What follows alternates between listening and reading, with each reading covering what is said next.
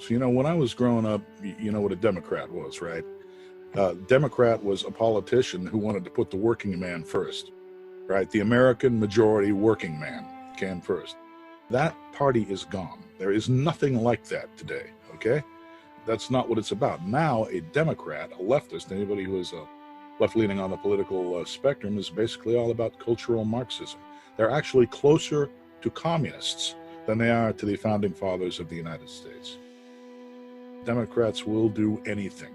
You see, if you're a communist, part of the Communist Manifesto and the, and all of these things that were written by Marx and Engels and the early communists like Lenin and Stalin, these people, all made it very, very clear that anything is justified in bringing about the dictatorship of the proletariat. You've heard of the dictatorship of the proletariat, right? There's supposed to be a worldwide revolution of the working class, and it's supposed to result in something called the dictatorship of the proletariat, where the people own the means of production. But if you take a look at, Soviet Russia, such as it was, and communist China, you see that the people don't own anything. The Central Party officials own and control everything. Okay, so the whole thing is a scam. It's a disgusting, stinking scam where you've got people saying, oh, the people come first. Oh, we've got to make sure the people own the factories and the means of production.